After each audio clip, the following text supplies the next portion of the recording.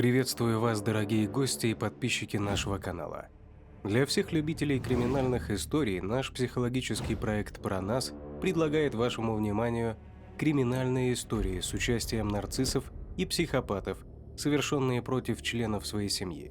Как вовремя распознать этих потенциальных преступников, скрывающихся под маской социально благополучных личностей? Чтобы не стать жертвой этих смертельно опасных людей, мы рассказываем на нашем основном канале про нас, ссылку на который я дам внизу под этим видео.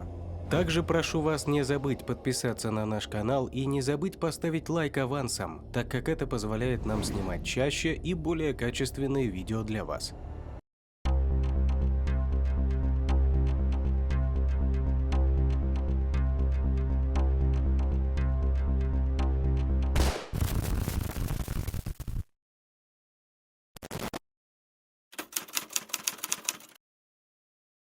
То, что начиналось как радостное воссоединение молодой девушки со своими биологическими родителями, вскоре обернулось неудачей, затем шоком и, наконец, смертельным исходом. Алисе было очень сложно расстаться со своей 8-месячной дочерью, но она была уверена, что это единственный выход, и если прямо сейчас не отдать девочку на усыновление, ее муж рано или поздно убьет ребенка. Девушка даже не догадывалась, что так и случится. Ее решение лишь отсрочило смерть Кэти на 20 лет. Стивен и Алиса познакомились в сети в 1995 году. Парню на тот момент исполнилось 20 лет, а девочке — 15. Начиналось все с разговоров, окончилось побегом. Алиса уехала вместе с бойфрендом в Нью-Йорк. Она забеременела в 16 лет и родила их первого ребенка в 17. Родилась девочка, которую они назвали Денис. Стивен и до появления ребенка демонстрировал садистские наклонности, но после появления Денис словно сорвался с цепи. Он щипал девочку, пока та не превращалась в один сплошной черно-синий синяк, и запирал ее в холодильнике, не давая Алисе открыть дверцу до самого последнего момента, когда девочка уже начала задыхаться. Удивительное дело. Несмотря на все это, Алиса продолжала любить Стивена и уходить от него не хотела. А вот дочь она решила отдать. Девушка боялась, что иначе Пладл рано или поздно убьет малышку. Так Денис оказалась в семье у Энтони и Келли Фаско и получила новое имя — Кэти Роуз Фаско. Энтони и Келли считали, что нет ничего лучше в отношениях с приемным ребенком, чем безусловная поддержка и честность. Они рассказали Кэти, что она не их родная дочь, и не стали возражать, когда девочка нашла биологических родителей. После того, как в январе 2016 года Кэти исполнилось 18 лет, она отправила настоящим родителям сообщение. Пладлы были счастливы общаться с ней. Вместо того, чтобы поступить в колледж в начале августа 2016 года, Кэти в том же месяце переехала к Пладлам в округе Хенрика, штат Вирджиния.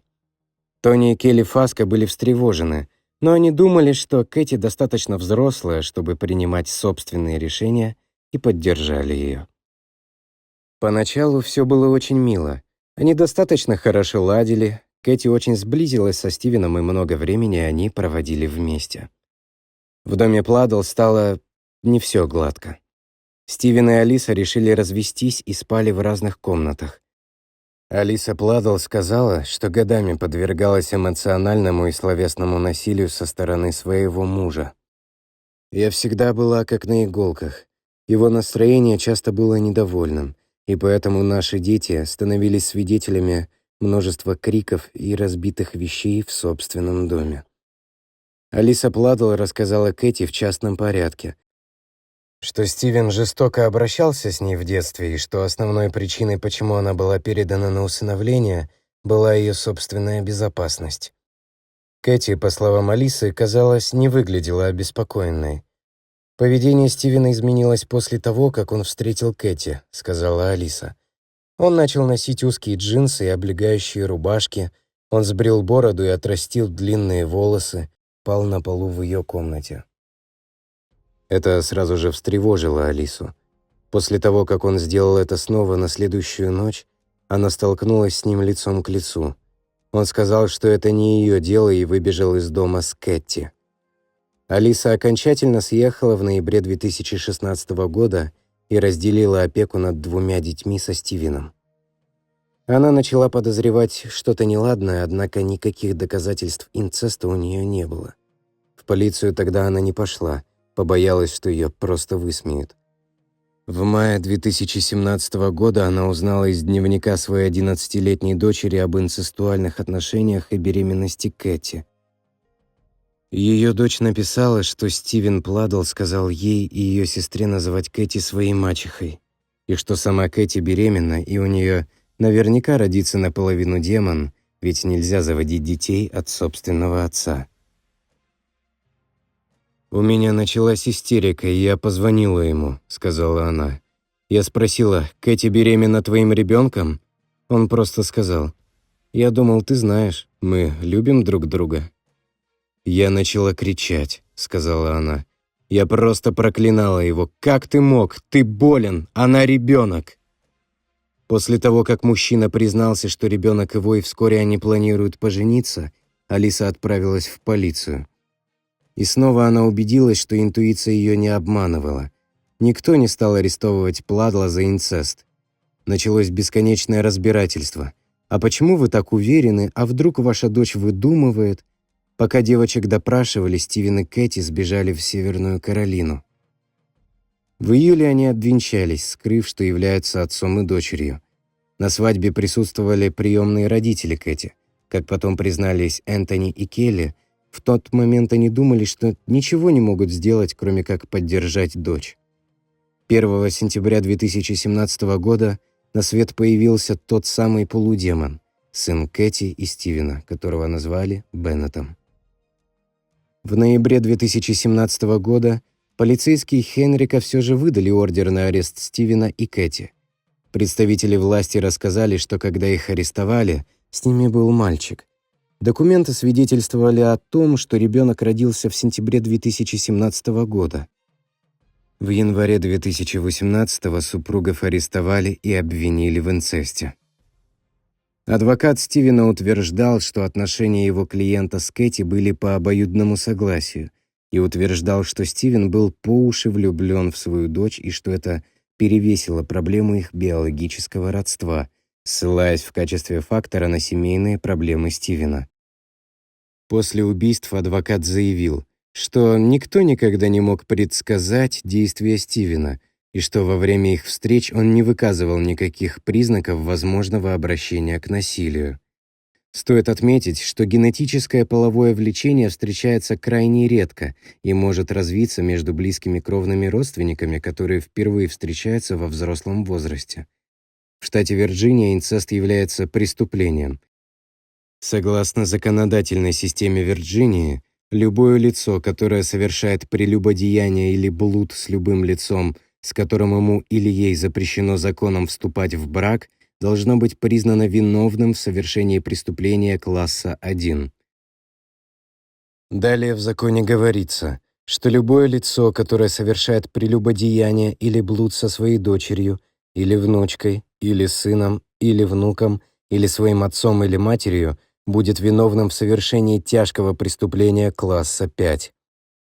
В Вирджинии уголовное преступление класса 5 предусматривает тюремное заключение на срок от 1 до 5 лет, или по усмотрению суда присяжных, или суда с помещением в тюрьму на срок не более 12 месяцев и штрафом не более $2500 США, или то и другое вместе.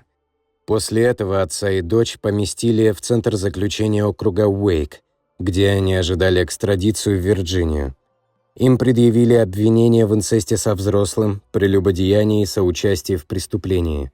Суд назначил для Стивена и Кэти залог в размере $1 миллиона. Вскоре их выпустили под залог, запретив контактировать друг с другом. Опеку над Беннетом получила мать Стивена, Грейс. После ареста Кэти вернулась к Тони и Келли Фаско, которые отказались комментировать эту ситуацию. По словам Гулд, каждый вторник и четверг она ездила в дом своей приемной бабушки в Уоттенбери, штат Коннектикут. Над тем, что теперь делать, Кэти думала несколько месяцев. В апреле она нарушила запрет и позвонила Пладлу, чтобы сказать, она от него уходит и не хочет дальше продолжать отношения.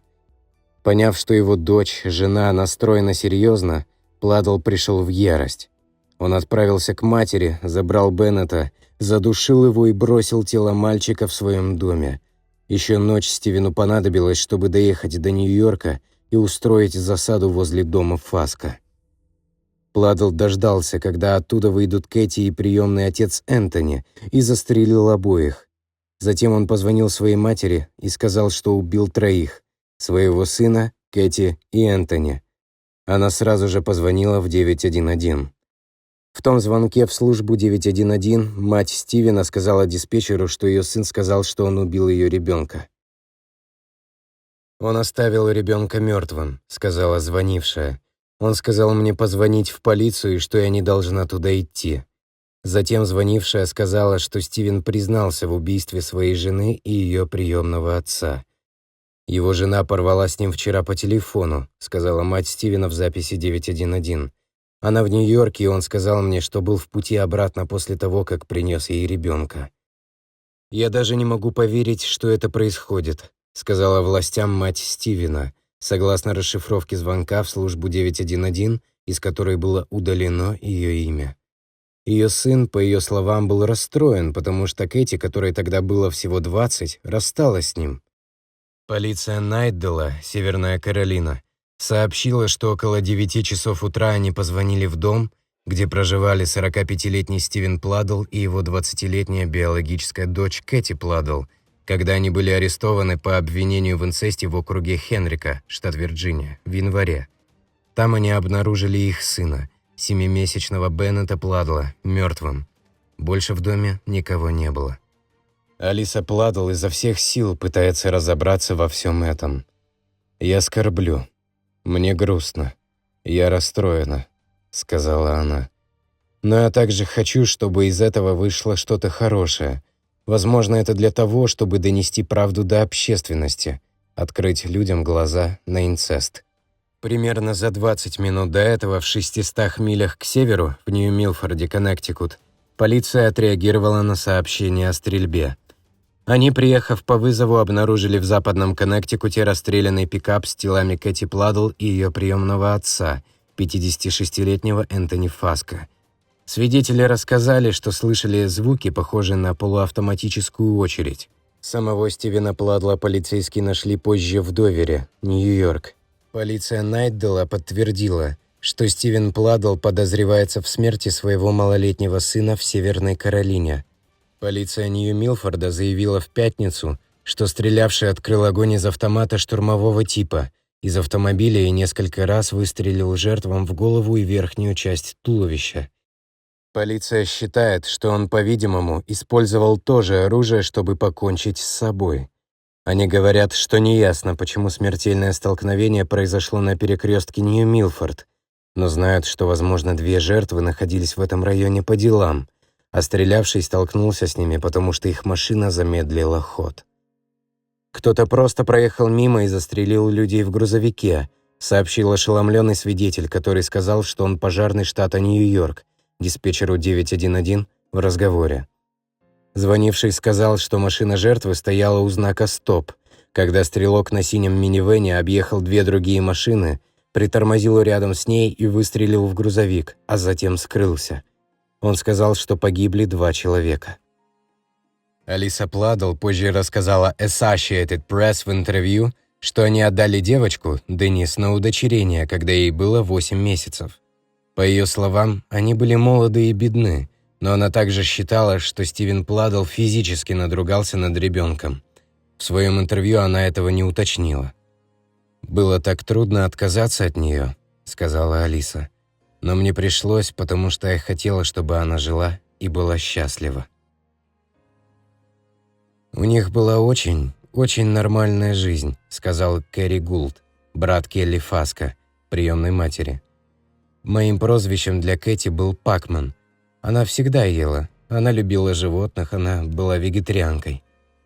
Кэти была начинающей художницей, известной в средней школе Дувра рисованием комиксов. Она планировала поступить в колледж и продолжить карьеру в цифровой рекламе. «Ручка и что-нибудь, на чем можно рисовать, стали для меня безопасным местом», написала она в своем блоге. «Чернила стали моим оружием против правил и предписаний. Короче говоря, для меня жизнь без искусства – это вообще не жизнь». «Мы все еще в шоке», – сказала Ширли Манн, соседка приемных родителей Кэти в Дувре. «Это безумие. Я не знаю, что еще сказать. Это ужасно». Кэпс сказал, что, насколько он понимает, Стивен Пладл поехал в район Нью-Йорка с конкретной целью устроить кое-какие конфронтации. Он сказал, что его департамент в течение дня работал с несколькими юрисдикциями в Коннектикуте и Нью-Йорке, пытаясь собрать воедино мотив и хронологию событий. «Очевидно, мы очень опечалены сегодняшними событиями», — сказал Кэпс. «Подобные события нечасты в нашем сообществе, но, к сожалению, они нередки в обществе. Мы убиты горем, опечалены смертью этого ребенка, и сейчас мы пытаемся разобраться во всех факторах, которые привели к этому бессмысленному лишению жизни». Алиса пришла на похороны Кэти и категорически отказалась даже слышать о Стивене. «Не хочу даже думать о нем», — заявила женщина, которая потеряла свою первую дочь дважды и второй раз навсегда. Ну что, дорогие зрители, как вам эта история? Делитесь своим мнением в комментариях, но перед этим обязательно подпишитесь на канал и нажмите на колокольчик, чтобы не упускать новые видео. До скорых встреч, пока-пока. Кто эти страшные люди, совершающие немыслимые преступления, и как вовремя определить, что человек, с которым вы общаетесь, нарцисс или психопат? Как сохранить себе жизнь, когда вам стало понятно, что вы находитесь рядом с такой патологической личностью? Смотрите информацию на нашем основном канале, ссылка на который стоит под этим видео. Прошу вас не забыть поставить лайк за нашу работу и подписаться на наш канал, чтобы не пропустить новые истории о чудовищных преступлениях, совершенных нарциссами и психопатами. Подписывайтесь также на наш телеграм-канал, ссылка на который указана ниже. Там мы ежедневно публикуем информацию о новых преступлениях психопатов. Если есть интерес к резонансным преступлениям известных людей и звезд шоу-бизнеса, подписывайтесь на наш второй канал, ссылка на который будет указана ниже.